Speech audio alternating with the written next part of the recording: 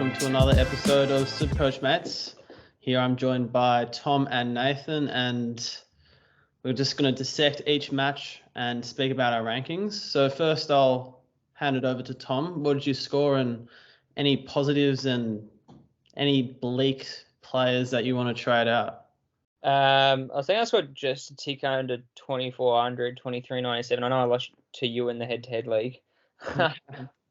But I mean, half my overall, so got tracking quite nicely. And the team, except a few underperforming premiers, is going well. So like Matt's gone and Lockie Whitfield obviously not performing, but obviously, no glaring, shit storms going on. So I can't really complain.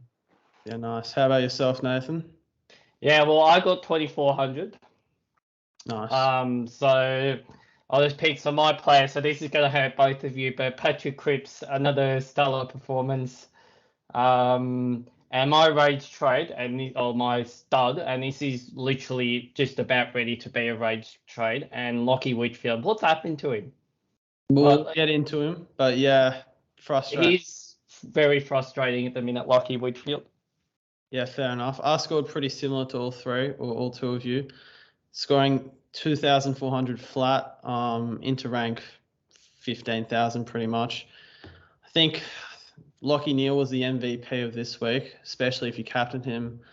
But yeah, I think the spud for my team at least was McGovern, so I'm looking to probably trade him out. But anyway, we'll go into that a bit later. But in today's podcast, we're actually going to change the structure up a bit, and instead of focusing on each of our teams individually, we're actually going to speak about each match and then some players that stood out for all the right or wrong reasons. So hopefully we can keep it a bit short and crisp. Talking about crisp, we'll move on to him now. Adelaide game. How impressive was he? A score of 121. Taught those who traded him out in round one a good lesson about giving primos a second chance before letting them go. Is he one where he's now just a lock for your team if you've got him? I'll start it over to you now, Tom. Yeah, well, it was one that definitely didn't look impressive. I did have a listen to the Dr. Supercoach, Dr. Supercoach podcast during the week last week, which was half the reason why I kept him, because one of the guys, I think Pistol, is a Collingwood supporter, and he mentioned that Chris plays the quarterback role for Collingwood in the midfield. So basically what that means, if you don't understand, listeners, is in the midfield, he pretty much gets the ball get flicked out to him, and he's the one that kicks out forward. So he plays, NFL-style quarterback role, which against St Kilda, because we got completely smashed in the clearances, guys like DeGoey and Dacos and the like were basically just grabbing it straight out the midfield and kicking it forward. So it left Chris hung and dry. It pretty much changed on the weekend. Obviously, I think he had 10 tackles or something like that. So it shows he can score still with his grunt work in the midfield. And his quarterback role kind of showed a bit against the Crows. I was speaking to Jeremy off air. We've had on as a guest down at the centre bounce, and he actually traded Crisp to Aaron Hall as a bit of a rage trade. So, I mean, he didn't lose out too much there, but glad that Crisp scored 121 and basically repaid the faith of the owners that kept fat. And I guess it's an important lesson to learn that we're only looking off 1 week's worth of games, and even those that disappointed a game this week, again, it's only 2 weeks sample size, so it's pretty small. Yeah, definitely. He showed, I think, this week that he can actually play midfield, and whilst he started a bit slow, I noticed he kicked it out in the full and did a few unforced errors, if you can put it that way. He certainly was able to rack it up with 26 touches. But Nathan, as a fellow Collingwood supporter, is there anything else you'd like to add on to Crisp or anyone else that stood out in that game for you? No, the only thing I'll say is that I hope if you traded out Crisp, I hope this is a lesson learned to not trade out premiums after one bad game. I think we said last week that was a bit of a low game. And he showed against Adelaide exactly why you picked him. So I don't know why you would have done all that research to just trade him out after 1 week. Yeah. That's all I have to say. Plus, he's got that added benefit of being really durable, and I expect him to go around 100 to 105 for the rest of the year. So I think with all these COVID outs, at least knowing this guy's probably going to play all year, you should keep him. But we'll move on to the beautiful man in the center of the screen, Patrick Lipinski. Whilst he did only put out an 86, that's not too bad for his price point. But considering all the other mid-price options that I assume a lot of people don't have all of, is he one you'd look at bringing in? For personally me, probably not. It was a pretty uncontested game, and it was a little bit concerning that it was quite low. He did end up with an 86, which I guess for 300k isn't worth it. Is not too bad. I know George saw on Twitter he traded out Steele for him. I don't know what he was thinking there. Obviously a bit of a cash grab, but yeah, he's an interesting one. Obviously dominated against us, but it seems like midfielders are going to leak crazy points. I mean, we're going to concede crazy points to opposition midfielders this year, so that's one thing to keep in mind. But I think there's other options there that you got Cripps, who's about 100k more expensive. That almost seems like a keeper at this point if he can keep his body fit. And Jai Caudle's another one that I'd like the look of as a cheaper option, especially with Zach Merritt out. But I mean, you can't really go wrong. It's just he's a bit of an awkward price. If he was priced maybe 50k cheaper, you'd definitely look at him. But at 300k is that very awkward price where you could argue for a stepping stone, but not really. But you'd be wasting a trade essentially because, you know, if he doesn't perform or showing that he can't, you know, longevity-wise not score well, then you'd have to trade him out to a premium. But I guess he's going to have a good price rise to start with, but it's whether he goes back to these 120s or 110s or he just sticks to a kind of 80 to 90 average. The fact he started off in the forward line and then pinched hit up in the midfield gives me optimism that he could get forward eligibility in round 6, and then he'd be an excellent trader. And like if I knew that in round 6 he'd be forward midfield eligible, he'd be probably a person I'd be trading in this week. But I don't think you should be picking players based on the chance that they're going to get eligibility unless you're very confident. So for that reason, and the fact that you got Rowell and then some of the other names you mentioned, Tom, he's probably a pass at this stage. But we'll move on to Jeremy Howe. As also a Collingwood supporter, Nathan, what do you think about Howe? Is he too injury prone and old, or is he actually a value option? Look, I think he's a value option, but I think there are perhaps more durable players out there. I think someone who we are probably going to talk about this week quite a lot, Lockie Whitfield at some point. I think if you have already got George Hewitt, I think if you've already got George Hewitt, and you're looking to downgrade, I don't think he's the worst option to go with. But I think it's just that injury thing that's a little bit of a problem for me. Fair enough. Anything you'd like to add to that, Tom? No, not really. I think we'll move on. He's a decent pod option, but his body just doesn't hold up for 22 games. It's as simple as that, unfortunately. And I think this, as Nathan said, I think our top 5 to 8 defenders are pretty obvious at the moment, I think. Yeah. And just to butt in, just to go back, so Lipinski's higher price than Rowell, and Rowell has a lower break even. So I think if you're tossing up between the two, I think Rowell is definitely would be my go-to, but might be a little bit of caveat about that. We might talk about that later on, I think. Yep. All right, we'll move on to the Adelaide side of things. First man, most relevant player is probably Rochelle, so we'll speak about him. And whilst he didn't replicate I think it was a 118 or 120 in round 128. He still scored a decent 58 off the back of one goal and what was probably arguably a pretty clinical performance from Collingwood. So Adelaide didn't have too much opportunity. But I did notice towards the end of the game he was able to swing into some centre bounces and rack up some possessions. I think he reached 20 in the end. So is he a must-have rookie, or at that elevated price, do you think he's one where if you don't have, and you don't have a Hayes and a Martin either, you just get Hayes and Martin and neglect Rochelle? I'll ask you, Nathan.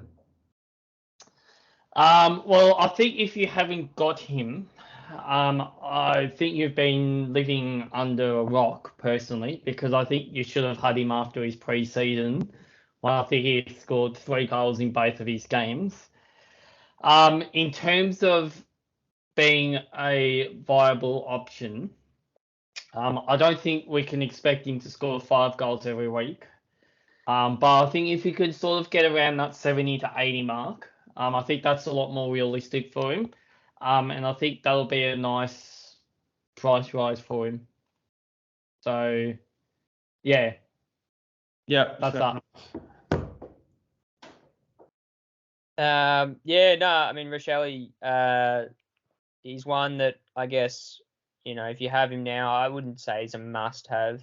But I guess if you've got the funds for it, it wouldn't be a bad option to keep on. He's got the potential to score well. But I guess we'll quickly move on to Hinge. I had him quite late decision to move him in, and he's been quite impressive actually. I think his first round score was 50. Yeah, 50 odd, and he was at 40 at half time, so he kind of fell off a cliff a little bit, but it showed he had scoring potential because he bombed up the scores at half time. And then he did this again against Collingwood, obviously, and he scored 84, which is not too bad, and he's got a solid roll down the wing, so it seems like they rate him in a wing role. I think it obviously helps if Dawson goes back, which we'll speak about in a minute, but if Hinge locks down that wing spot, I think he's got a fair bit of cash to make, and he's got a pretty solid job security. I don't think he's definitely a must-have. He's probably elevated for his price, and if he's prone to scoring 50s, and he's got that shoulder history of injury, so I'd say he's one that if you have, you just take him to the bank. If you don't have, there's other options there that are kind of more desperate than moving down to Hinge. But I guess we'll move on to your love child, Dawson, over there. Before we do, if you didn't have either of those two Adelaide rookies, which one would you be going with, and brief reason as to why? Probably Rochelle, to be fair. I mean, he has the ability to score 5 goals in a game, as shown round 1, and I think Nick's moved him into the guts later in that game against the Pies, and he pretty much dominated. Like, he was on mid-20s early on that game, and I think he ended up halftime 24, ended up scoring 50-odd, 58, I think it was, in the end, and he pretty much scored 20s in both quarters. He looked actually really solid in the guts. Obviously, probably won't be there when Rory Laird comes back, but it shows that he's not overawed of the situation in the midfield for sure. You share a similar sentiment to that, Nathan? Yeah, I definitely would be going with Shelley over Hinge. And I think the other thing that helped with Shelley move into the midfield was I think Rory Sloane got subbed out at the start of the last quarter. Yeah. And I think he brings a little bit of speed and X factor to that otherwise quite slow Adelaide midfield, I think. So I think he might end up going in there a bit more as a pinch hit role as the year goes on. Yep, fair enough. All right, we'll move on to Dawson. Another interesting game by this fellow. Very similar to the first week in the sense that he started off really slow and at halftime was at about 30 and then went enormous in the third quarter and then pretty solid in the fourth to finish on 99, I believe it was. And I'm not sure what to think about this pick because obviously he's a better option than Whitfield and Ridley, but he's a bit of a utility type. I saw him lining up at full forward at one stage and then on the wing and then also at the centre bounce. I didn't see him too much in the back line, but he sort of, as the play started rolling, would find himself behind the ball a bit as well. And his best role is definitely behind the ball, and it was where he scored the most points. But I'll move it on to you guys because I think he's a decent option, and I wouldn't go trading him in, and I wouldn't go trading him out either. Is he one that you think will finish top 6 come year end, or is the fact that he keeps getting swung around and playing for what I think is probably a bottom 4 team a big concern as to his Supercoach scoring potential? Oh, yeah, 100%. It gives me Dan Houston vibes because he seems like he gets thrown around to plug holes in Adelaide's team.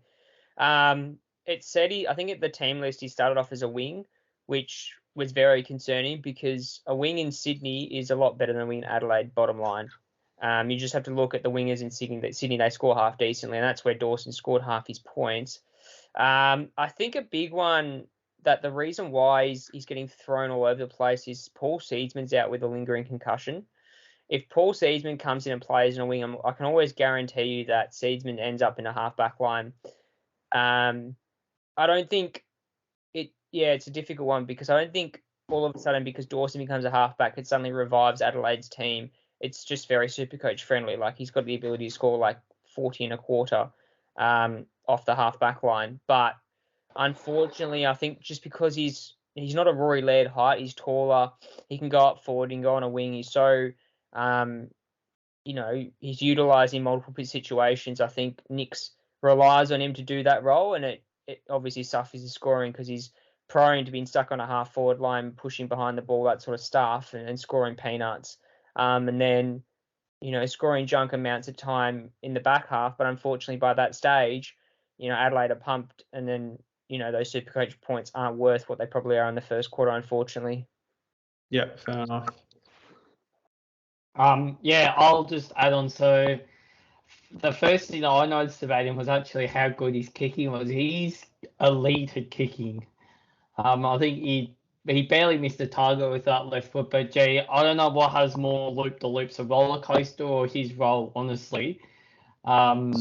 I don't know how you could pick him with any confidence whatsoever when he was all over the place, and it is a little bit concerning because it can severely disrupt a player's rhythm if they keep getting moved around.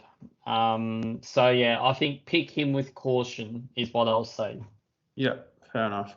We'll move on to the first game of the round, which is Carlton and the Dogs in what was widely deemed an upset win, but pretty impressive from Carlton nonetheless. But we'll move to some of the good players before we speak about some of the more concerning ones. We'll start with Patrick Cripps, who scored 162 and looked pretty good. Looked back to his old form and played with Walsh and didn't really play too much time outside of the midfield, I don't believe. Is he a must-have if you don't own him? And do you think he can sustain his form? I'll hand it over to you, Nathan, as an owner. Well, some astute super coaches already actually have Patrick Cripps and have picked him from day one. And I did flag this before round one that he did look back to his best, and he's pretty much torn apart, you could say, two of the best midfielders by himself. I guess the only question mark over him is he does seem to get injured a lot. But I think if he is not injured, I think he could potentially be maybe even a top 2, top 3 midfielder. So I think if you've got someone who you're not happy with in that midfield, I definitely think you should consider going down to him. But I guess you run the risk of if he gets injured, then you burn a trade with doing that. But I mean, he looks on fire. Like he literally looks like right now he could tear Melbourne's midfield apart, and that was a premiership midfield last year. I think I saw today that David King had him as the number 1 player after the first 2 games. So I think that says enough to me. I'm just glad that I went with my gut and picked him. So I'm just enjoying his scoring at the minute. So I'll hand over to you, Thomas, since you haven't got him. Well, I think a few astute super coaches have George Hewitt, but we won't talk about that. Yeah. We'll move Not to yet. that. Not yet.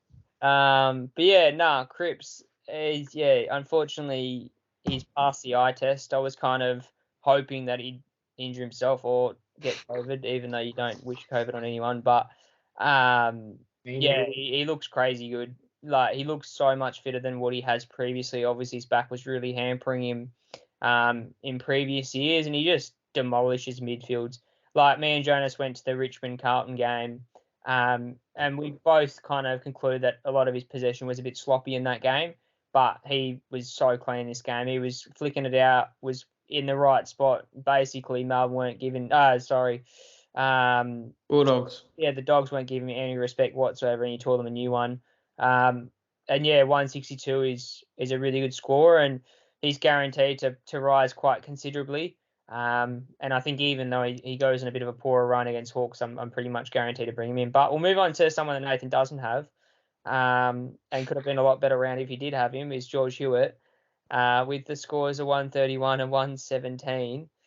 Yeah, he's Hewitt's one that I had question marks over into 399k, but he seems to have fitted into that midfield quite seamlessly, even with Walsh in the side.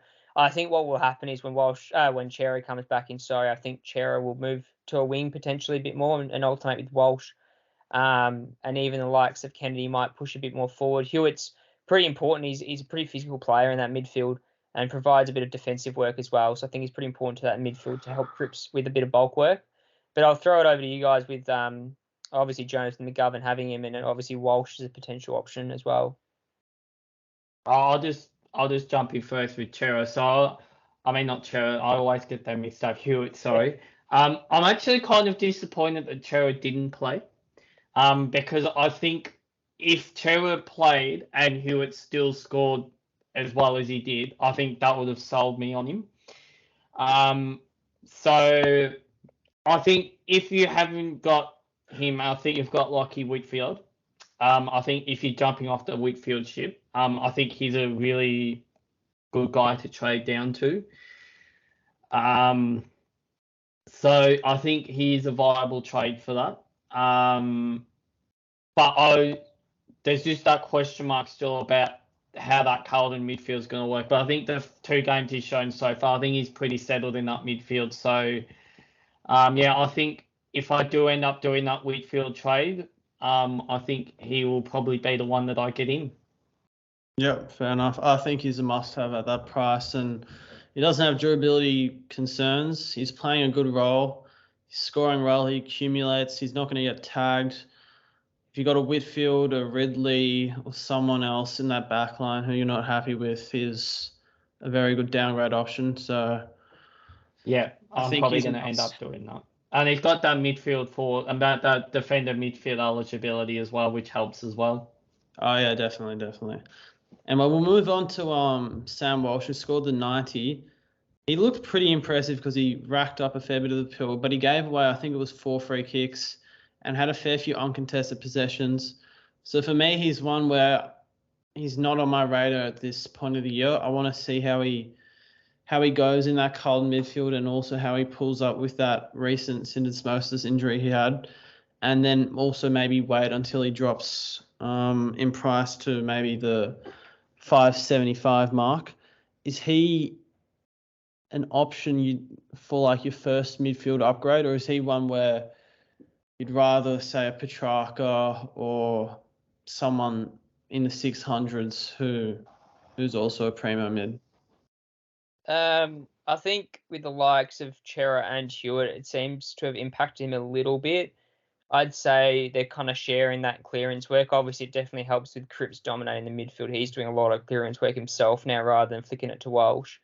I'm definitely kind of saving out. I think Oliver and Petrarca are almost must-haves eventually, even though a lot of people didn't start him. So I think it's just a wait and see with him. Obviously, Walsh has got the habit of scoring 180s as well off his own bat, but there's a fair few good midfielders running around this year. So we'll just wait and see. Obviously, he has to fully recover playing on the game with his ankle injury. Is definitely a wait and see for me. Yeah. Yeah, I think, Jonas, you pretty much summed up what I was going to say about Walsh. Is I'm definitely happy to wait on him. I think that those syndesmosis injuries, they can take some time to recover from, and especially because he's such a good runner, and that's how he used to get most of his disposals last year, was just through that gut running. I think that will have a bigger impact than Chera or Hewitt. I think they will actually help him, because I think it takes more pressure off him. And I think it's just a case of him just getting confidence back in that ankle. But I still think he can be a viable option, but not at the current time. Yeah. All right, we'll move it on to a person who caused me a lot of headaches on Thursday night. which was Jeremy McGovern. Jeremy or Mitch? Mitch. Yeah. Yeah, Mitch, yeah. Anyway, neither of them are probably ever going back into my team. But with Mitch, scored 40, gave away some costly free kicks, and his efficiency was pretty down, at least early on, which sort of hindered his scoring. He has shown the ability to do well in that role in the preseason games and did decently last week. But on the back of this week, at least in my opinion, he's certainly a viable trade-out option. If you don't have any other really pressing issues, is he one that is on your chopping block? I'll hand this over to you, Tom. Yeah, I don't think Nathan has him, so I don't think he can say too much about him. But, and I don't think he's going to bring him in. But he's one that, yeah, I'd say if you don't have any pressing issues, I'd kind of wait and see a little bit. We talked about this off air. It seems like the game was quite fast paced, and he just couldn't get the ball into his hands. He was basically playing that last man goalkeeper style role, and the ball just didn't get flipped into his hands. It was a very fast paced game. So he could change against Hawthorne. I'm not too sure though. However, for me personally, I've got other people I can bring in, players I can bring in. So he's kind of the first one. Unfortunately, his floor is way too low. To get a 40 is slightly concerning, considering that even though he scored a 76 last week, he had a strong patch of scoring and then barely touched the ball after that. So it seems like he scores in chunks. And doesn't have a consistent run. And it's just purely based on his role a little bit. I don't think he's the best kick in the side. Obviously, Doherty doesn't. If Doherty wasn't there, be much more confident in Gov. But with Doherty there, everything seems to go through Doherty, similarly to Jaden Short. So he's one that he's kind of does all the team stuff. So he puts on the Shepherds and the 1%ers, but he just doesn't get the ball in his hands often enough. Yeah, he's got a break even of 40. And I noticed last week he wasn't really looking for that cheap sort of ball when the ball was down there and Carlton had possession of it. So for me, he's one there. If you're tossing up between trading him and Berry and then a few others, I'll definitely have McGovern at the top of the list. But anyway, we'll move on to the Bulldogs side of things. We'll start with this man here, Jack Macrae. And I'll hand this one over to you, Nathan. Do we have to pay up for Jack Macrae if we don't own him at the moment? Or do you think with all the value that's going around at the moment, we should be searching for that and waiting for a 110, hopefully, out of Macrae before getting him a few weeks later at a slightly discounted price? Well, as an owner of Jack Macrae, I've been very happy to have the captaincy on him the last 2 weeks with his scoring. Obviously, he hasn't been the highest scorer. But he's just been Mr. Consistent. He just racks the pell up. He's got a good left foot. He's always sort of in and around the ball. So I think you have to get him. But I think if you haven't got him now, I think you're going to have to wait. I think his break even this week is sort of his break even this week's 134. I mean, I don't really worry about the break even of him because I've already got him. But I think if you haven't got him, I think that break-even score becomes very important to sort of try and pick a time to get him in. And obviously, at being that high price, if he does get like 100, it's going to really push up that break-even. But it's just a question of if it's going to happen, which the way he's playing and the way the Bulldogs sort of have to pick up their game, I don't think it's going to happen anytime soon. So yes, I think you need him, but I think that's just a matter of waiting for the right moment to get him. Yeah, fair enough. All right, we'll move it on because I assume Macrae Tom has similar sentiments on Macrae. And I don't think there are too many other relevant Bulldogs players other than Dunkley and stuff who you should be owning. I would say, Dunkley got 97. So I think he's a must-have in the forward line. Yeah. All right, but we'll move it on to Sydney Geelong, which was quite an extraordinary game. I didn't have too many Supercoach players here, so I wasn't really that invested in the game. But we'll start with Izakini, who I initially had for a lot of the preseason, but then The second, it seemed that he was going to play a lot of forward time, which he still has. I jumped off. And with his recent 140s, and I think he's kicked 8 goals in the last 2 weeks, is he one you'd prioritise getting in over, say, a Cripps, or is his injury history and position on the field too much of a concern? Bring this over to you, Tom. Yeah, he's one that I've always been skeptical about. I thought he was just an average midfielder from what I saw last season, but he's kind of proved me wrong. What it seems like he's doing is he's starting forward and his work rate's insane. He pushes way up the field and dominates around the midfield, and then he starts a few midfield contests, which obviously helps. You obviously can, argue the point that he's requiring his score is obviously, he needs to score goals, but he's just such a good kick for goal, and he's so dominant around that forward line. He's always buzzing around, and he's so awkward to play against because he's so strong around the core. And he smashed apart Geelong, and Geelong's got a very strong defence as well. So it's one of those things where I would probably prioritise Cripps in a sense, because I wouldn't be surprised that Heaney's body just fails him at some point, even though he's had a pretty uninterrupted pre-season.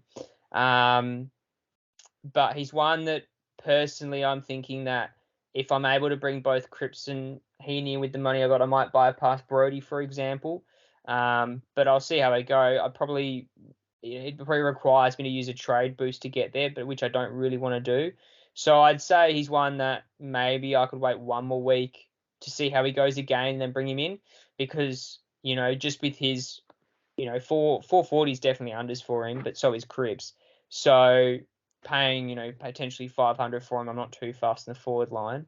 But I guess we'll move on to Dylan Stephens, and Nathan can talk a bit about Stephens as a rookie pick. I'll just jump in with Isaac Heaney. So I have an interesting thing about Isaac Heaney. So I had to look through some little bit of research here. So Isaac Heaney's the number 1 scoring forward at the minute. Butters is 2, and Dunkley's 5. Now there's a good chance that those 3 are probably going to be the 3 highest scoring forwards of the year. If you have Dunkley and Butters already, I don't think he's a must-have this week. I think there's other priorities. If you haven't got Butters or Heaney and you've just got Dunkley, I think you probably need to bring one of them in. And if you haven't got any of the 3, I think you need to just delete your club, in all honesty. So I think if you've got Butters and Dunkley, I don't think he's a must-have this week. But Stephens, he looked really good against Geelong. He scored the 95, so his break-even's -56, so he's probably going to go up about 50k. And I think he looks pretty settled in that Sydney side. I don't think they're missing too many players with injury at the minute. So I think he's got a role in that side for probably the next 4 to 6 weeks at least, which is probably all we'd need unless he gets injured. So, if you haven't got him, he's probably someone you should possibly consider bringing in, just because of that price rise. But, I think you should probably already have him. Yeah, I like his role, and I do think he's got good job security, and he's been in the system for a while now, high draft. Yeah. He's going to get pick minutes. 5. Yeah. They'll want to put their time and effort into him. I don't think they'll be letting a pick 5 just go to waste in the Sydney side playing at some paddock in Queensland. So, I think they'll keep him in there. I think he's shown enough to say that he's probably in Sydney's best 22 at the minute. 100%. All right, we'll move on. And I don't think much needs to be said here, so I'll keep this short. But Dangerfield is a hard avoid, especially considering he's mid-only and had a pretty poor game, and he's too volatile. He scores big, but then he has an off game. And with Stewart, I think he's a very good pick. I don't think injury is much of a concern now. 103 obviously means that if you don't own him, he's not going to burn you. But unlike Howe, who I think is a bit of a problem not owning, and he has a good role, But for now, he's not really a pressing problem as to bringing him in because he is at 585k, I think. So one where you can just let him go down in price a tiny bit, maybe wait for a slight dip, and then pick him because he's scored load of hundreds. That's nothing to write home about, but it's nice and consistent. So yeah, you just wait and you pick Heaney and Cripps and all these other players who have low break evens. But we'll move it on to the next game. Yeah, I'll just say I feel sorry if you traded out Crisp and brought in Dangerfield. yeah. I don't know anyone who would have done that, but if you did, hopefully you learn a lesson. Yeah, for sure. Moving on to this game, which was much more pleasant viewing, at least for me, having the captaincy on Lachie Neale. And we'll speak briefly about him because I think if you listened to this podcast last week, we suggested Lachie Neale is a good captaincy option given the fact he had some good recent scores against Essendon, and Essendon don't seem to tag at all. So that makes Oliver and or Petrarca good options this week. But if you're a non-owner and you don't have Cripps either, you're probably not doing amazing in ranking anyway. But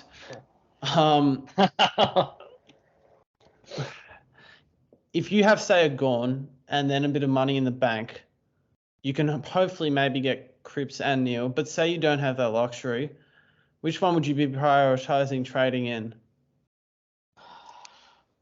That's a good question. Oh, look, I think they're both must-haves, obviously. That's a really hard one, I think. I don't know if I could answer that. I mean, I think they're both sort of different type of players that are both really effective. I think I heard somewhere, I think Lachie Neale had 2 contested possessions in the first quarter, and Essendon actually did a good job of sort of trying to shut him out. So the fact he ended up with 198 from basically 3 quarters is just astonishing. So I'd maybe go Neale just because I still think Brisbane are a better side than Carlton. And I think there is still that support around Neale, and Brisbane's midfield hasn't really changed much. Whereas I still sometimes think that with Carlton, with Cripps, there's obviously a lot of new players in that midfield, that he's scoring, even though it hasn't been impacted yet, it could get impacted at some points. Whereas I think Neale's a little bit safer in that midfield's a bit more settled. So I'll go Neale just. Yep. How about you, Tom? Probably Neale, to be fair. Is this ahead of Cripps, yeah? Yeah. Yeah, Neale, I think. Cripps obviously has a bit of injury concern as well, that his body just gets battered up because of his contested nature.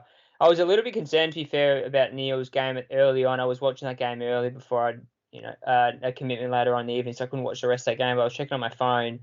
And when I saw it 3/4 time, it was on 140. It was like, back to his best, I think. He's got the capability of scoring 200s without even putting much damage on the scoreboard, which just shows that how talented the guy is to get the pill. And I think if you don't have him, Cripps as well, I'd definitely prioritise Neale over Cripps. Neale plays North as well on the weekend, so watch out for another big score, I think, if they get much attention. Good captain option this week, I reckon, Lachie Neale again. Yeah, 100%. Yep, that's fair. I agree with that. We'll move on to Berry, a more controversial pick in the sense that people are a bit undecided as to what to do with him. Personally, I'm on the side of trade if you've got no other problems. You don't have McGovern, you don't have Chapman, for example.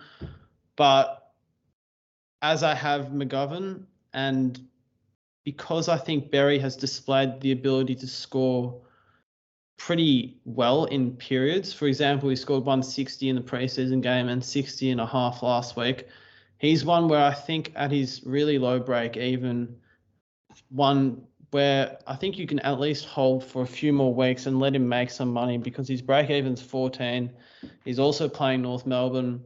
His shoulder is a bit of a concern, but he did lay 5 tackles. He was tagging Merritt a bit, but I mean, at least he was playing mid-time, getting around the ball. And a 76 is a much more palatable score than a 40 from McGovern, put it that way. So I think Berry, I definitely am in favour of keeping.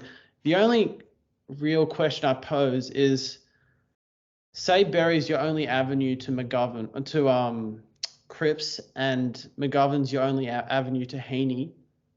Which way do you go, considering we're all in favour of going Cripps over Heaney, but what if there was that other side of the equation? Do you keep Berry and Heaney, or do you go McGovern and Cripps? I'll hand this over to you, Tom. It's a good question, actually. I haven't thought of that.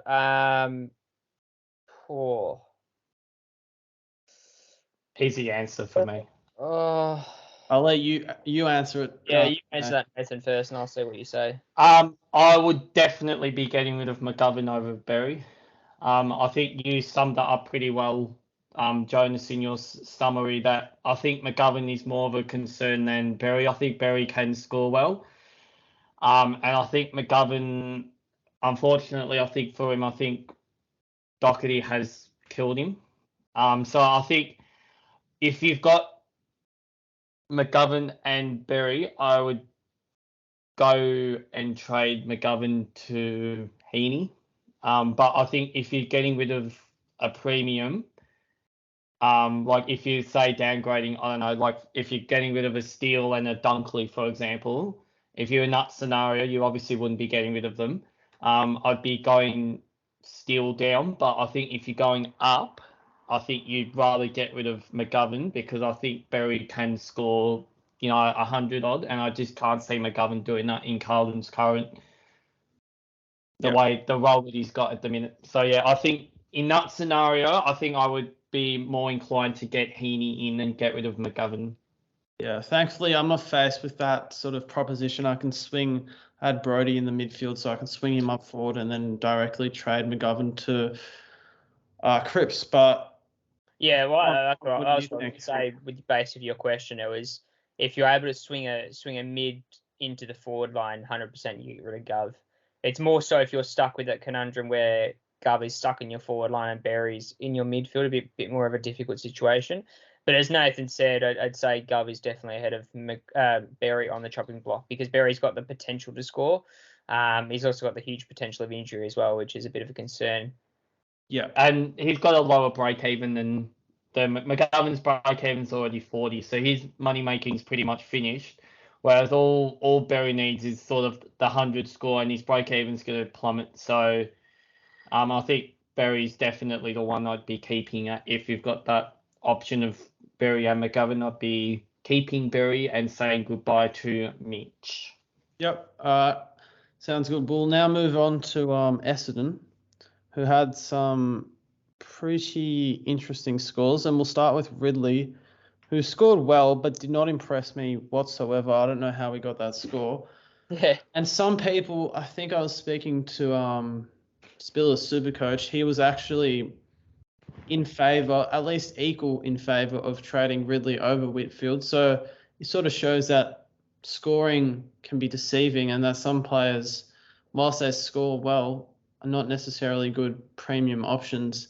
And I think Ridley fits that bill, at least for the time being, given the fact that he's losing his kickouts, and with the sheer volume of defenders that they've got there, he's not really getting as much supply and distribution as he did in prior years. But if you do have Ridley, where do you go from here? Do you trade him over Whitfield?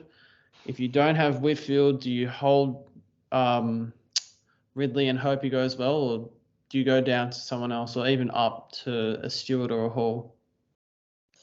Yeah, he's one that he's a little bit risky. I was definitely an advocate against Ridley a little bit, just because I think Essendon's defence has changed a fair bit. It's gone the past days where Ridley's taken every single kick in and going everything through him. It seems like they're more confident with their list of defenders just rolling through, whether or not that changes. But to be fair, scoring only 102 and scraping the ton, and I don't think he even hit 100 last time in round one. So he's one that I'd probably hold still, just because it'd probably be a waste to trade unless you're going straight to a haul or something and you're only using the one trade. But I think if you're facilitating other moves ahead of Ridley could turn the boat. I think Essendon didn't help. They got beat as well. Probably helps him a little bit that Merritt's gone as well, because Merritt floated back a bit and taken a cheap pill here and there. So it could change. Who knows?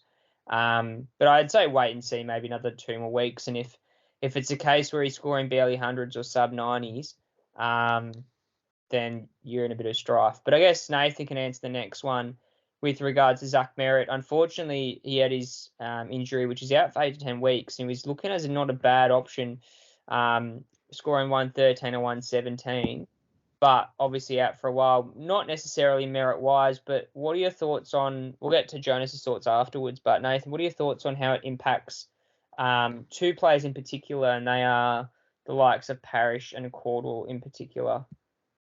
Well, I actually had Zach Merritt on my watch list because he's been sort of floating around the back line. I was hoping he might pick up defensive eligibility at round 6. And I think that was going to be an easy trading because I think he'd easily be a top 6 defender.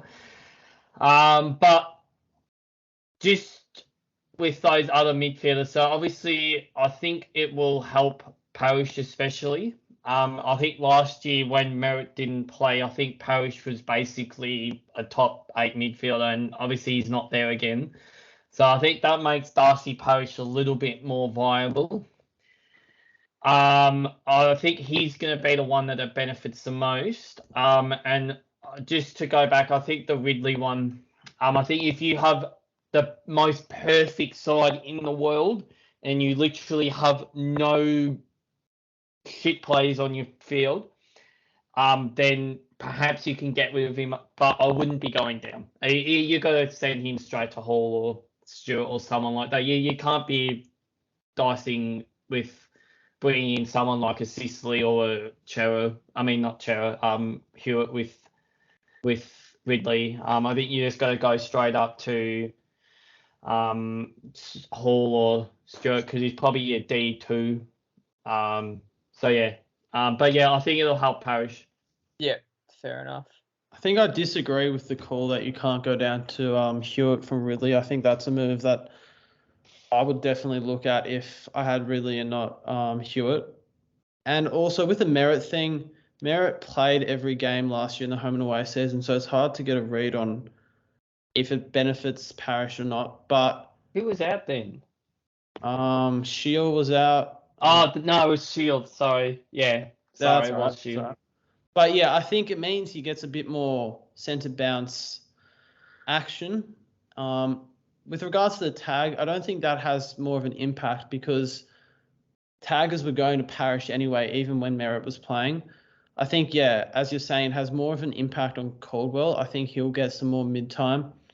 But at this stage, just with the sheer volume of good options that are around in the midfield, Caldwell's one where I think I'm just going to have to pass up on. Although he looks better than Berry, I'm not going to spend a trade to sideways to Caldwell because Caldwell could do a hamstring in the next week or so, score 40 and be a dead pick. So I think it's a bit of a waste, but yeah, hopefully it helps Parrish because I am a current owner and he's been tracking along okay, but I'd like to see maybe a 140 next week, but might be tough against Melbourne. But anyway, we'll move on to the next game, which was Port Adelaide and Hawthorne. So this was quite an interesting game in the sense that Port Adelaide just fell apart. Not in the Supercoach sense necessarily because Butters scored a 136 and I think he's also a bit of a must-have. I'd be prioritising him over Heaney because at least Butters is getting that mid-minute time and doesn't need 5 goals each week to score well. But yeah, if you don't have Butters, what do? I'll bring this across to you, Nathan. Well, I think you have to get him in. I think he's someone who I definitely didn't have in my initial starting squad. I didn't have him throughout the practice matches, and he sort of came in after the Heaney series when I said, yep, he's definitely going to play midfield, and he really has added an X factor to that midfield. But what I like about him is He can go forward. He can kick goals. And I think these goal-kicking midfielders, I think this is going to be the way going forward for these midfielders, that they have to be able to kick goals.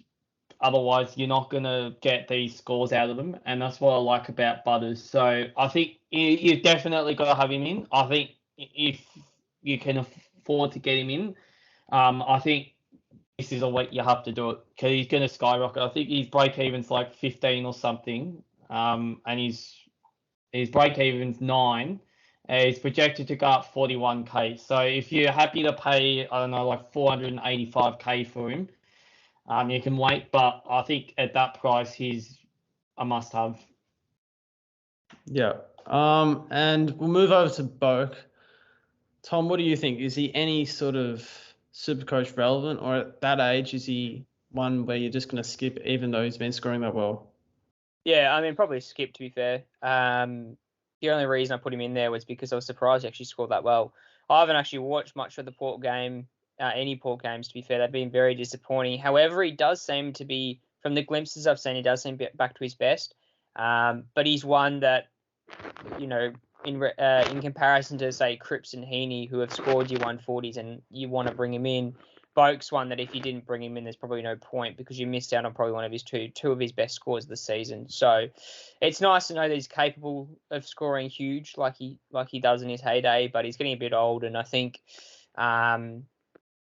he's one that might fall off a little bit as the season goes on for sure. But I wouldn't be surprised if he continues his scoring for the short term at least. But I guess we'll move on to the Hawks players. I will say he's a good point of difference. That's what I was. I know my friend last year, so I'll give a shout out here. So one of my friends actually picked him at the start of the year, last year, and every week he just kept messaging me, you gotta get onto Boak. He's spectacular. So he did die off towards the end, but I think he's a good point of difference. But yeah, we'll move on.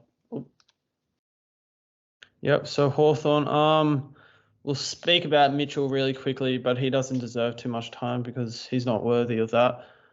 Poor score, injury. I think he had a groin complaint leading in, and he's one where I wasn't really hot on him coming in, and unfortunately didn't suck too many people in just with the amount of good options there were. But he's one where I wouldn't be picking anytime soon unless he shows some sort of Brownlow form from whenever he won it. I think it was 2018, was it? Yeah. I think so. Yeah, and so I think he's not playing pure mid anyway. I think he's playing a bit up forward as well. So he's one where it's a hard avoid. But we'll move on to Sicily, and as a proud Sicily owner, Nathan, you want to give the listeners some context into the pick and whether we should be trading him in? Well, I've got him ahead of George Hewitt, which hasn't been a total disaster. Obviously, Hewitt's scoring more than Sicily. So I think definitely if you put Hewitt in over Sicily, I think you can probably give yourself a pat on the back. But he wasn't the worst he wasn't the worst choice. Like, he's still averaging in the 90s. And at that price, I think he's probably going to go up. Yeah, he's break even 73, so he should probably get that. I don't think he'll be a top 6 to 8. I think he might be a top 10. Which I don't think is too bad for someone who's 448k.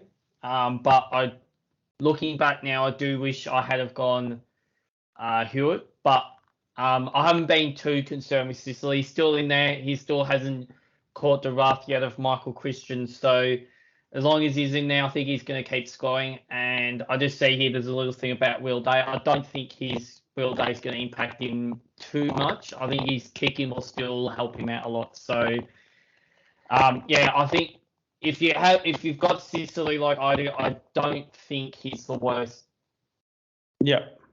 pick in the world. Obviously Hewitt's been scoring better, but I don't think you should be too disappointed that you've got Sicily in your side. Yep. Is there anything you'd like to add on to that with regards to the Hawthorne rookies, Tom? Yeah, so Josh Ward, Connor McDonald, I think probably not really didn't talk about him. He was 117k and bench fodder regardless. James Ward was interesting. Obviously dominated against. What's happened to him?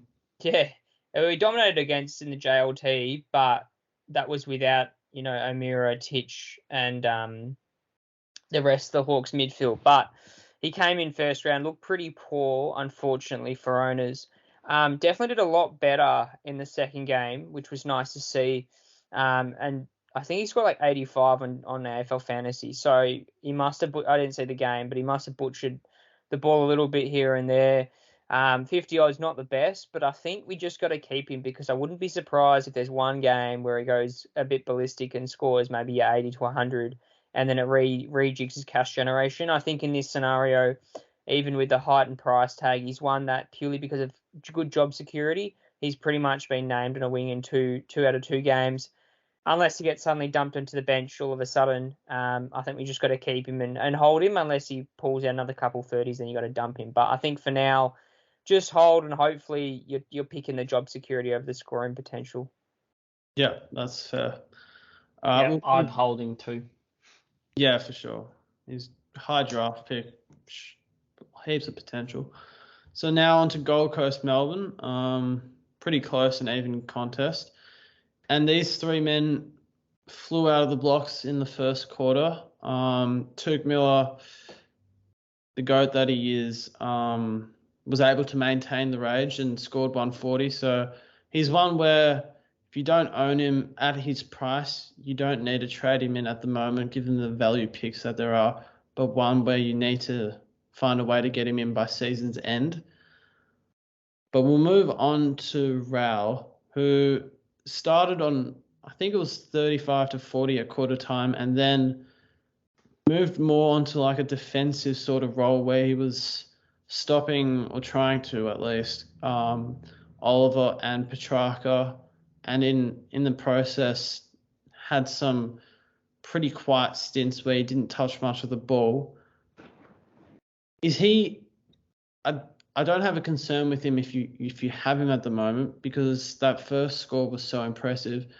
But I think what's more relevant now is if you don't have him, is he one you have to bring in?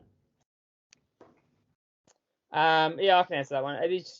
He's one that it's a tough one. It probably didn't help that he got deployed as a tagger, unfortunately, because I think if he had another 100+ score in him, you'd be all the rage trying to get him in. But 71 isn't a terrible score against the premiership side. However, I think there's probably better options out there. I don't think he's a must-have. I think Cripps and Heaney at a bit of an elevated price compared to Rouse, probably a better option. I wouldn't frown upon if you brought him in, but I think there are a few concerns around that issue, whatever Stewie Dew decided to do. Hopefully it was more of a learning thing than an actual future thing where they try and play him as defensive mid. But I think if you have him, you just keep him. There's no need to trade him after that 71. There's no way you trade him. But I don't think he's really 100% you want to bring him in. I think there's a lot of value options this week, not only on the midfield line, but obviously on the forward and defensive line that you want to bring in ahead of Rao. Yeah, for sure. Anything you'd like to add on to that, Nathan, or do you want to get straight on to old mate Wits? Yeah, look, I obviously have Rao, so I was a little bit concerned that he did get sent to stop on Petrarca and Oliver, but I think that was more of maybe a bit of a flaw in him. Maybe that's a message from Stuart Dew saying that maybe your defensive game isn't as strong and that we're going to send you to this and maybe you can learn a little bit. I think that's what Collingwood are doing with Nick Dacos, playing him off half back. I think maybe McRae's identified a bit of a deficiency there in Dacos' defending. And they're sort of trying to teach him a little bit of, more defensive side, which I think will help him in the long term. But I'm not too concerned about the pick. But I am a little bit concerned about if you haven't got him and you're looking to bring him in. I think there are better options. Yeah, fair enough. All right, we'll speak about Wits. I think I'll keep this short because I think he's a good option at his price compared to Marshall and English and in particular Gawn.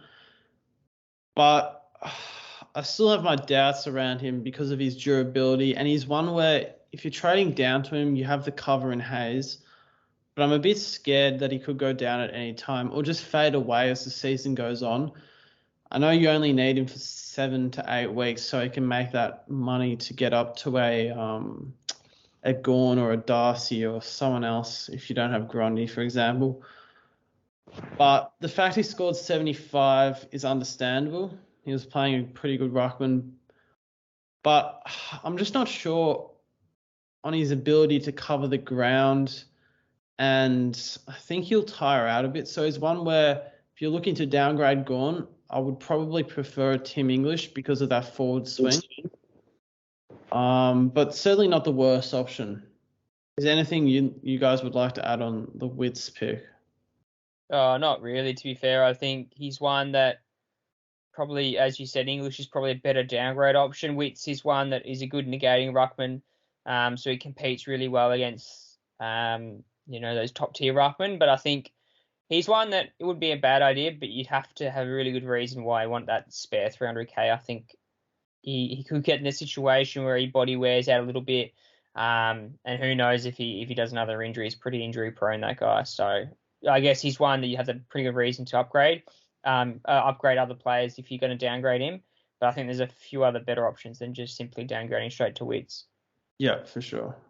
Yeah, I'd go along with that. I actually still can't believe he's the Gold Coast Suns captain. So obviously being at Collingwood, I don't know how he managed to get the Gold Coast Suns captaincy, but I think there are better options than Wits. But he's a good price. I will say that he's a good price for his scoring output. But yeah, I think there's better options long term. Yeah. We'll move on to the game, which was. We'll move on to Melbourne. Sorry. Christian Petrarca. I'll just answer this. Yes, he is a must-have midfielder. That's my short answer. He had 41 possessions and couldn't crack the 130 mark, which was pretty similar to what he did last year in terms of his disposal efficiency. Don't get me wrong, he's a good pick, but I'll hark back to it.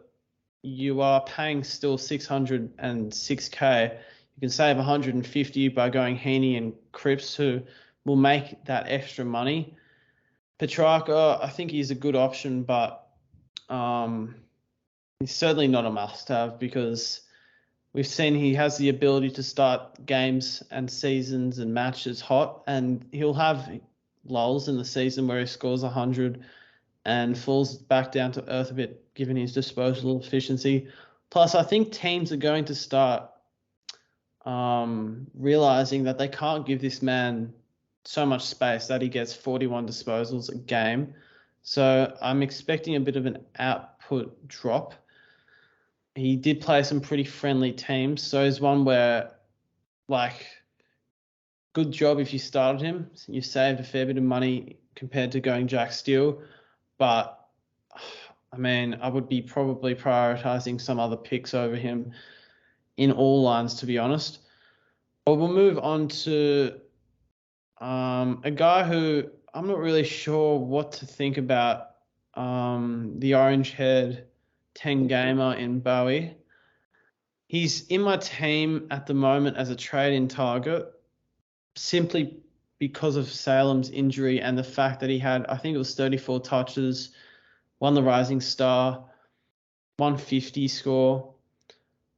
The issue I have with him is he hasn't proven the ability to score in this role on a weekly basis, and he did score 58 in the match before, but the reason I'm picking him similar to Cripps is I'm pretty confident they'll be able to make 150,000 pretty quickly.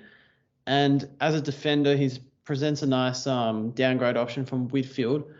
But I'll bring it over to you, Tom. Is Bowie one that you're looking for, or is he too raw and unproven for your liking?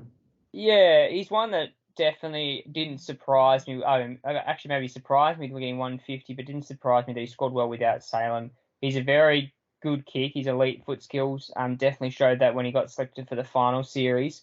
I'll give you a few, not stats, but when Gold Coast played West Coast defenders in Gov and Foley also scored very well. So Govan scored 115 and then Foley scored 98. So I'm not exactly sure if that's a correlation to Bowie's ballistic score, that it could be that they're just leap points for defenders. Who knows? But he's one that with this 151 in his cycle will be a good cash grab. Having said that, I wouldn't blame you if you tried him. I'm actually contemplating myself if I bring Bowie in as a bit of a cash grab as well, while Salem is out. However, Salem got injured quite early in the piece in the first round and within the first 5 minutes, and Bowie only scored 58. So whether if that was a case of a transition period where Bowie's now fully locked into Salem's role and it simply wasn't the case in first round, or if he has and he just didn't score well that first round, it's kind of hard to say. However, they play Essendon, so he should towel up against them, I reckon, as well. But he's one that at 260k, I think it is, if you're going up from Gov and doing a few DPP moves, is 100% not a bad option and makes your defensive line a bit easier. But I'll move over to Nathan quickly because you're a Gawn owner as well, same as me. Obviously, Jonas has gone the opposite option with Marshall. What are your thoughts on Gawney, Nathan, considering that we've both got him? Are you looking to offset him this week, or are you sticking fat with the big man with the beard? I'm praying that Luke Jackson goes down with an ACL injury and he's ruled out for the rest of the year, because he has literally come in and destroyed Max Gawn, honestly. I don't know what happened in that Amy Community Series, but they were both in that side together. They both scored well, and I think everyone was like, well, Jackson being in the side doesn't seem to affect Gawn, and his 2 scores so far in the season have just not been good enough. Look, I'm a little bit torn with him. He's a favourite of mine. Obviously, everyone loves Big Max. But I think if you haven't got him, I think well done. If you have got him, I think he's sort of in the same basket as like a Whitfield or like a Ridley, in that if you haven't got anything else, I think you can afford to get rid of him. But I still have some hope in my heart that he will bounce back at some point this season. So I've been inclined to keep him, but it's definitely concerning, his scoring. Yeah, I mean, he has a break even of 204 and he hasn't scored great, but he'll be a keeper. But yeah, Tom, as you're an owner, that's probably more relevant to you. What are you thinking of doing with him? Whilst you guys have been talking, I've been actually thinking of my trades. I've got the ability to go from Berry and McGovern straight up to Heaney and Cripps, which is very tempting. Gawney's an interesting one. Yeah, he's obviously doesn't have the greatest break even. The one that I would go down to is English. If that's the case, he's got DPP, especially if Steph Martin's not playing, he's guaranteed pretty much 100 in some sort of equation, and plays Sydney as well, who doesn't have the greatest rucks in the world. However, if you look back into round 1, me and Nathan were at the game, he had very nearly moments, basically meaning he just could have towed up against English, but just missed so many opportunities, had so many clangers. And the second game against Gold Coast, he played Witts, who's a very good negating ruckman, as I've said earlier.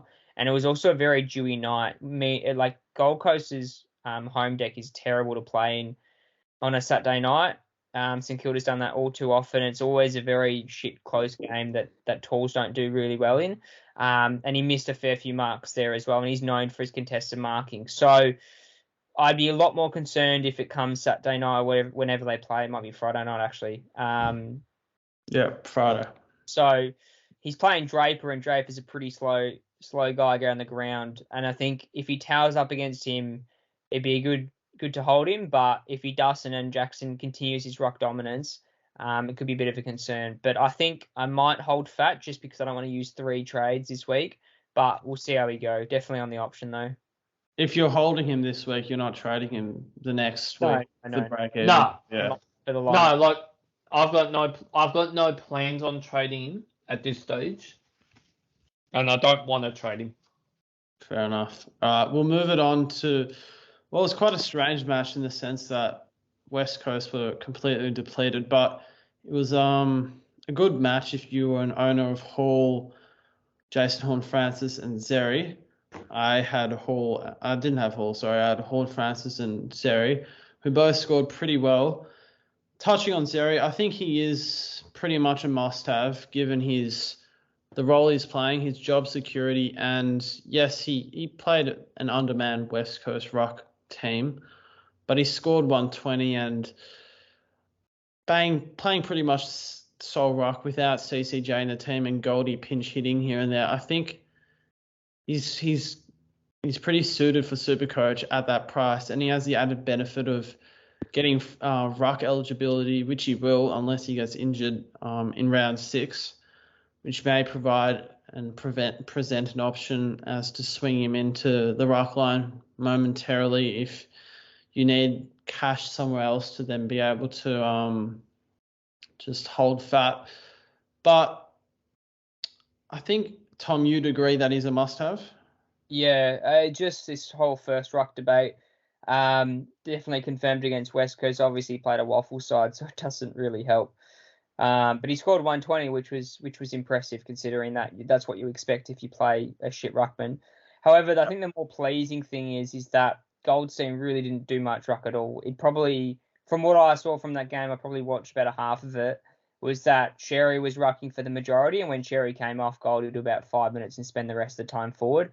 They definitely looked a lot better side without CCJ. I think the 3 tools really convolutes that forward line, and they're not mobile enough that they can generate a lot of diversity, a lot of height in that forward line, unlike St Kilda does with Marshall. So I think Jerry's definitely one that you want to pick up. He's obviously not going to come up against BJ Williams the whole time in a West Coast shit midfield. So scored -2, I think it was. Yeah, so I think it's one of those things where you just keep him and he's going to make a truckload of cash for you, and he's going to get the ruck eligibility come round 6, and he could be very handy having him as a bit of a swap. But I guess we'll move on to Horne-Francis. I mean, me and Jonas are pretty, fine with that. Any thoughts if you saw that game, Nathan, about Horne-Francis? And if owners don't, if non-owners are looking to bring him in? Well, I think if you haven't got him, I don't know what you've been doing, because I think he literally is in about 75% of sides. So if you haven't got him, good luck. I probably wouldn't be bringing him now at that price. I think we'll just enjoy the cash ride. But I will say, I'll just touch back on Cherry real quick. If you have got a McGovern and you can't afford to go up to a Heaney or Butters, I think he's your number one guy to go to. Cherry, I think he's just about the must-have forward rookie at the minute. That's ahead of Hayes and Brody and Cornelio. I think he's the must-have forward rookie. Tristan Zeri at that price and at that scoring.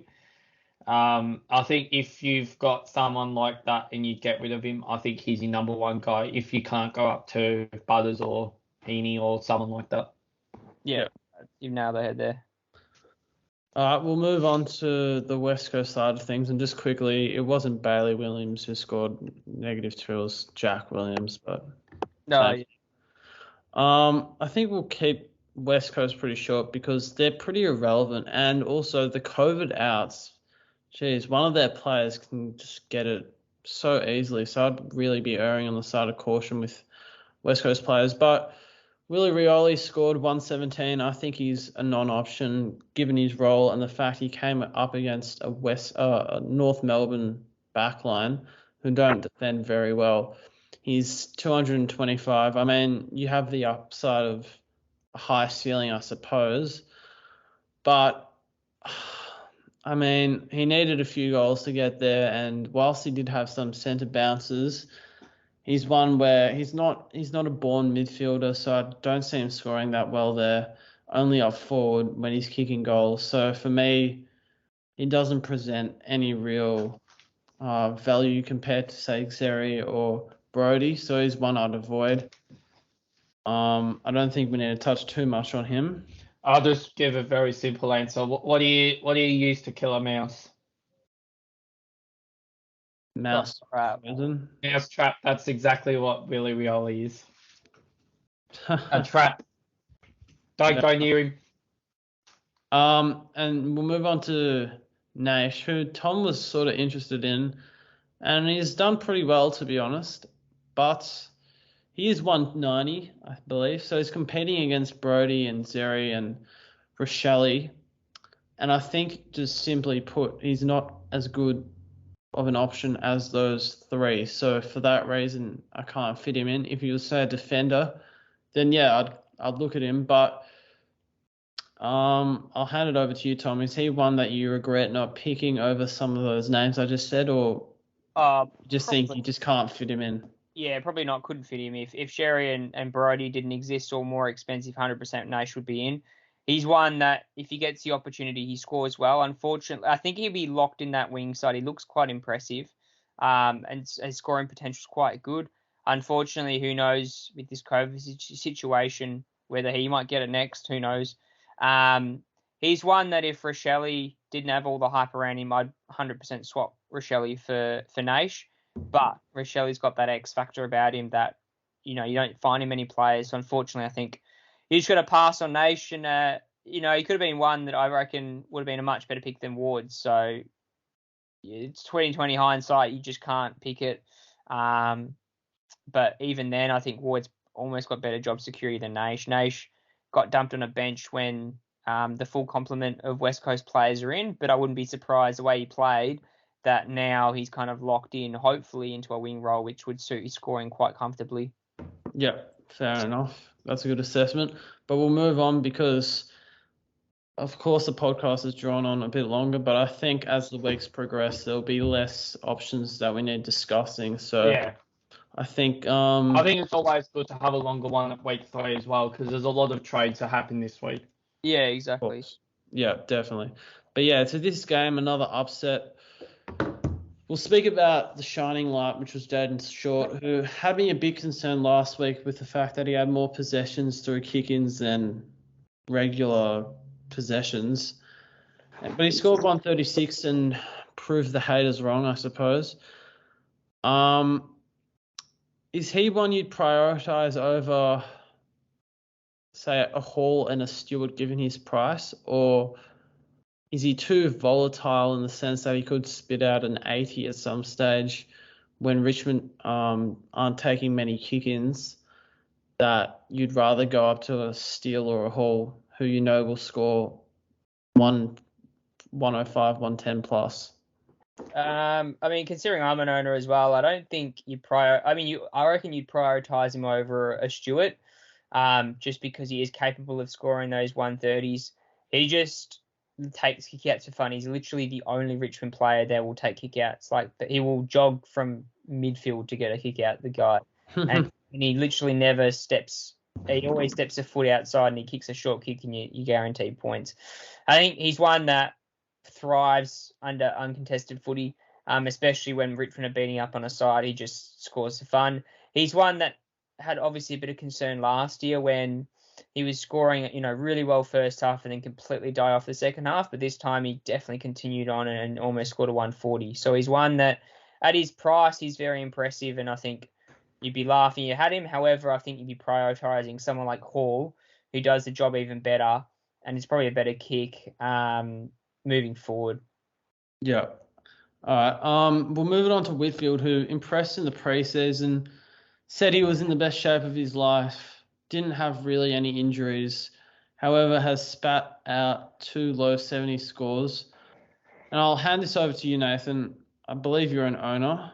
Unfortunately, yes, I am an owner. I think a lot of people are, because he was a very hyped pick at the start of the year, and understandably so at 500k. But what do we do with this? Do we trade, or is he one where you're gonna give a second chance and hope he turns good knowing that if he puts out another 70, he'll drop 40,000. Look, I think this would be his third chance if I kept him. I think the first chance was 73 to 70. I'm actually going to throw this answer the same as Jaden Short because I think they're both similar type of players. I think it depends on the makeup of your back line. I think if you have Aaron Hall, I don't think I would be trading in Short yet. Because I think they're both similar players. I think they could both spit out a 70. It could cost you. But I think if you've got, say, a Stewart, I think Short is a great option because he is capable of going higher. But yeah, I think Whitfield, look, he's the one that I'm really concerned about. And I think with George Hewitt being on the bubble at that price, I think he's going to go up about 60k. I think Whitfield's going to come down about 40 odd K. I think they're basically going to be the same price. It's very tempting to just cut my losses on Whitfield and go straight down to George Hewitt, and I don't really lose much out of that. I just lose, obviously he's still got defender midfield eligibility.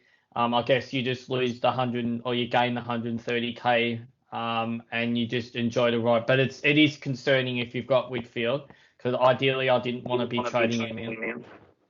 Yeah, that's fair. I think he's one that I'm trading out this week. He just looked disinterested in patches and almost a bit injured. And I think, Tom, you were mentioning he looked like he was carrying some sort of niggle and struggled to cover the ground whilst he was taking a few kick-ins. The fact that he still scored that low with 22 touches has me concerned because I look at his game and I don't see too much scope for improvement.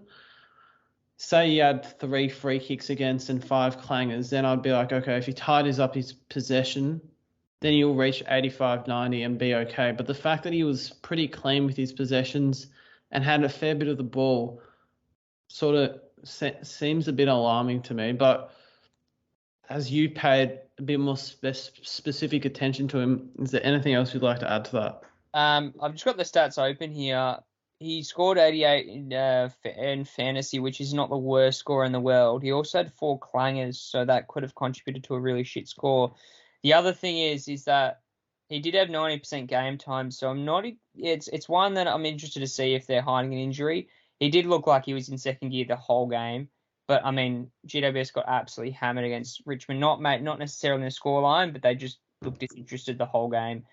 So it's one that's interesting. They do play Gold Coast this weekend. So if anything goes by the stats that I got from the West Coast and then Bowie scoring nuts, who knows? That might mean that Whitfield gets off the chain a little bit. So it's one that you're just looking into the teams that have played Gold Coast and the defenders scoring well. So it could be a bit of a bullshit story that I'm kind of making up, but based off the trend there, who knows if Whitfield, he's one that definitely can hurt you a little bit if you trade him. He's almost one that you get rid of him and then all of a sudden he scores 150. It's like, why the fuck did I do that for?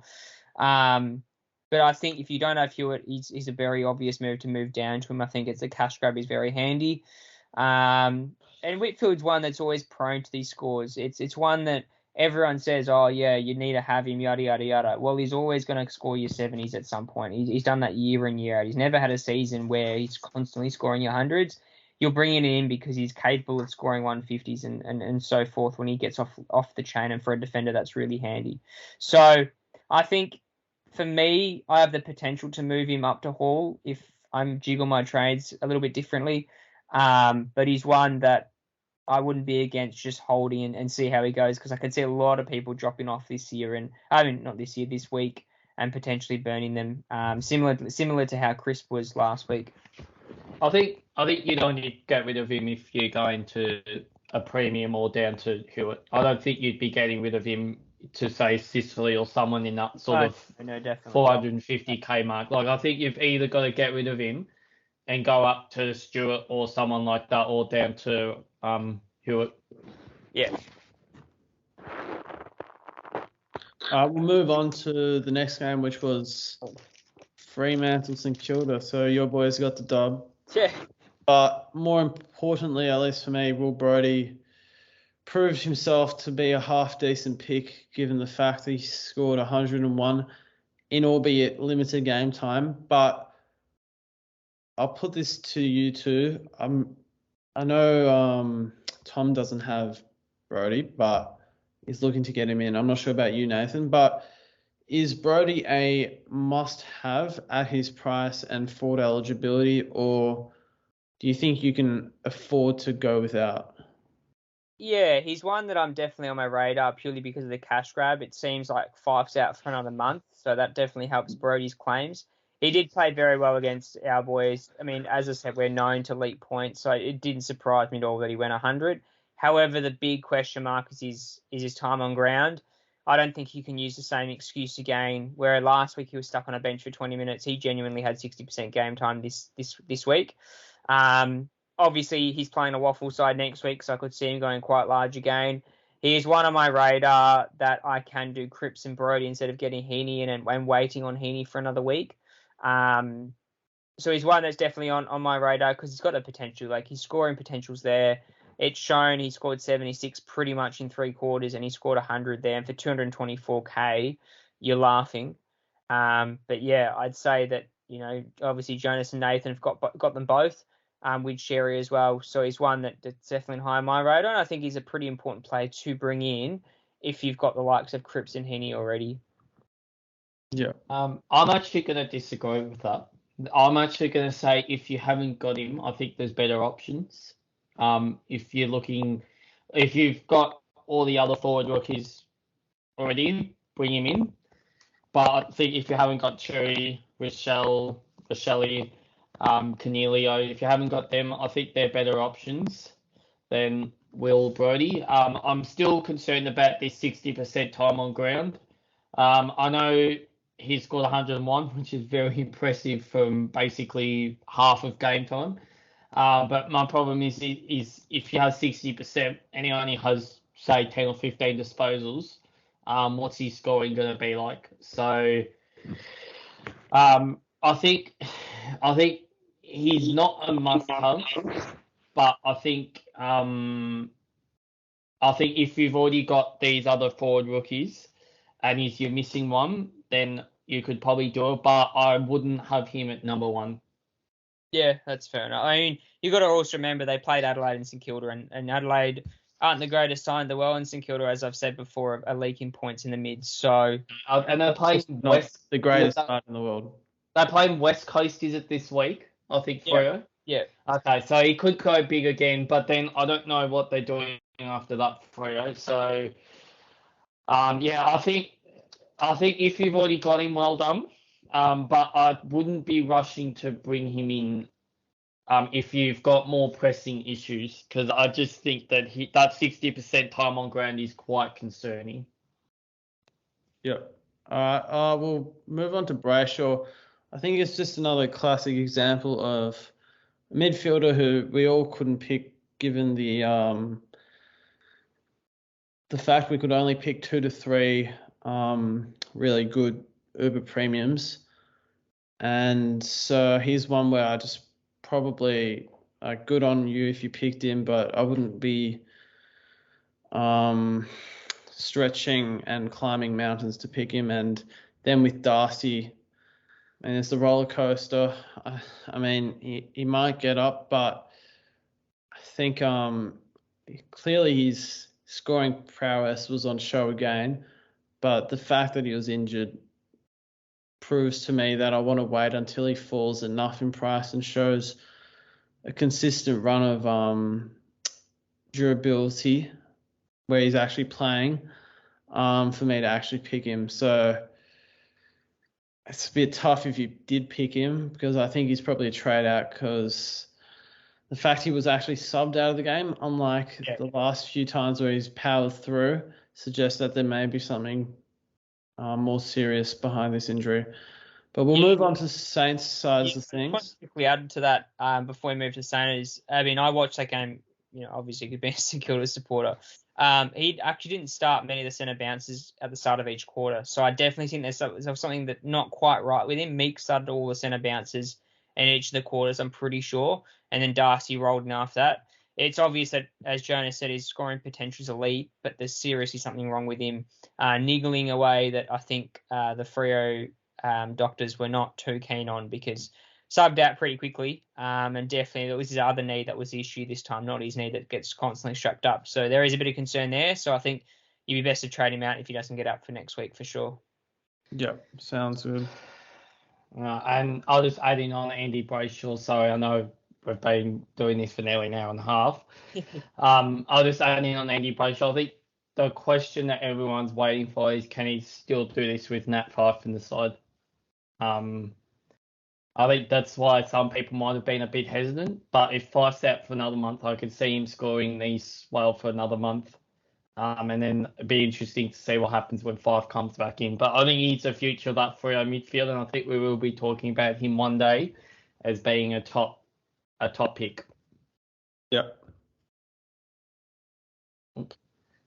All right. Sainers. With St Kilda, who I know they haven't been very good for us in terms of Supercoach at the moment. If you have Owens, for example, Steele, Marshalls, I don't know. And we'll start with Steele. Clearly, I don't think you trade him after that 112 and the history that he's got of scoring. But if he scored an 80, I'd be a firm advocate of trading him. He does have a high break even, but I think unlike Gawn, this is a player who will come back to form and average around 120. He had 13 tackles, I believe, so his intensity is still there, but he's lacking the ability to find the ball as much as he used to last year. I think he had 22 touches, which is pretty abnormally low for Jack's usual output. So for me, I'm just going to sit back, lick my lips, and wait for him to drop to 600k before picking him. Certainly would not be advocating trading, because he will be top M6 midfielder come season end. And hopefully once some of these players like Billings and Zach Jones and Hunter Clark come back, you'll actually have some players to handball the ball to, because I'm not sure Gresham and whoever else they're rolling in there is a suitable and sustainable plan. But as a Saints man, is there anything you'd like to add to that, Tom? Yeah, I mean, it doesn't help that we're decimated a little bit in the midfield. It was kind of like last year we had injuries everywhere, and this year we're missing key midfield players. So it definitely helps when people come back into that brigade. Darcy Tucker also spent a little bit of time on him on ball, so around stoppages. I think it was a hard tag by any means, but it was a bit of a head-to-head. I think he's had two tough ones where we've been smashed in clearances against Collingwood, so he couldn't really get his teeth into it. And to get 112 from not doing much and just tackling just shows he's got scoring potential. I'd watch out, though, if you're willing to trade him. Big watch out. They're playing the Tigers. Tigers lead points, and Ryder could be back on a Sunday arvo. So you can watch Steele absolutely towel up if Ryder gets taps down straight to him for sure. But I'll quickly move on. I'll let Jonas and Nathan dissect Rowan Marsh a little bit, but I'll talk about Jack Sinclair a little bit. If you're looking for a differential, I know that someone messaged us on Instagram about options under 500k, and Sinclair popped up as an option. He's one that seemed to have moved into the midfield purely because of injury as well, and I think I'm hoping as a St Kilda supporter, it's a permanent move into the midfield. He's got one of the silkiest, cleanest skills in our team, bar maybe Bradley Hill, and he seems to find the pill as well, which is good. So 460k, he's definitely a pot option in my fantasy team. Actually, I've got him in, so instead of Lockie Whitfield. So he's one that I'd watch. Maybe, I wouldn't be surprised if you want to trade out Whitfield to a Sinclair. I wouldn't hate it as a bit of a out there move. They play Richmond again, who leak points. So he's one that I'm hoping stays in there, but realistically is in there because of the injuries to our midfield, and we just needed to change it up against a Collingwood team which outpaced us, and it seemed to have worked wonders for us with Gresham, Sinclair. We do look pretty small in there, which probably doesn't help, but Sinclair's one that wouldn't be the worst move in the world considering he's defender. Could even get defender mid-eligibility if he stays in that midfield rotation. But what are your thoughts on Marshall, Jonas, as an owner? Obviously was impacted because you had to get rid of Darcy round 1. But what are your thoughts? He only scored 67, obviously against a double up with Darcy and Meek, which is a pretty rough combo to go against. But if, from all reports, apparently Ryder's expected to come back. I've heard some news this evening that he's pretty much looking towards a comeback. But what are your thoughts on Marshall? If Ryder's in there, if they play all 3, I've heard that Saints TV, I was listening to Jake's review after the Freo game, that he's hoping that Marshall predominantly plays forward and Hayes and Ryder are the 2 ruck combos, because Hayes Marshall's a better forward than Hayes. What are your thoughts on that sentiment moving into the Richmond game? That's a disaster for your rucks there, Jonas, by the way. Sorry to butt in. That's a disaster. Darcy out, and now you've got Marshall. Well, I mean, it was a blessing in disguise that I couldn't pick Darcy because he got injured. Marshall's not doing much better. At least he's not going to drop to like 50k this week with the 204 break even, I suppose. But I don't know. It's hard to tell. He was playing against a good ruck division. But yeah, he didn't look overly impressive, and the Ryder news is a bit concerning. But to be honest, I'm not going up to Darcy or Gawn, and I'm not trading down to Wits. So the only option that could be somewhat plausible is English, who I still have a few concerns over. So for me, he's just a hold at this point, and just hope that he can score half decent and stay on the park, so that I can eventually trade him to one of the primo rucks. But I think Hayes is more versatile, so I think Hayes will spend more time up forward. And with Ryder, I'm not really sure how much game time he's going to get, because his fitness level wouldn't be there. I don't know how much preseason he's had.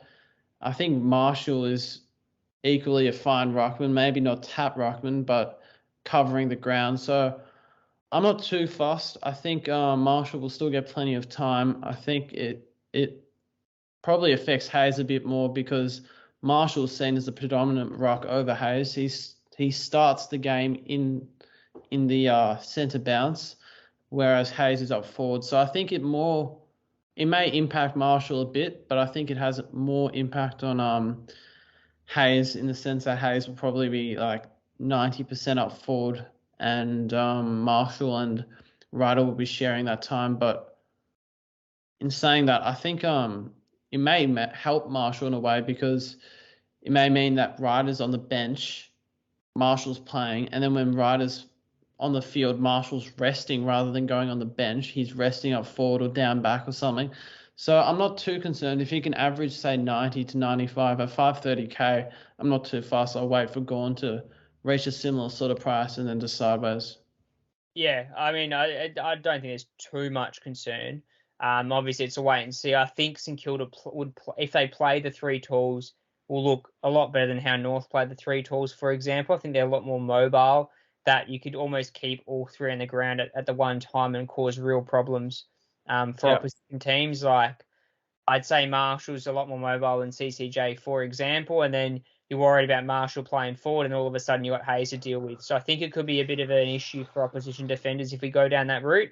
However, I also wouldn't be surprised if Hayes has a rest or something like that, and they trial Marshall and Ryder only to see how we go. But I wouldn't be against having all 3 for sure, just to see how that goes first. And if that doesn't work, then probably Hayes is the one on the chopping block first.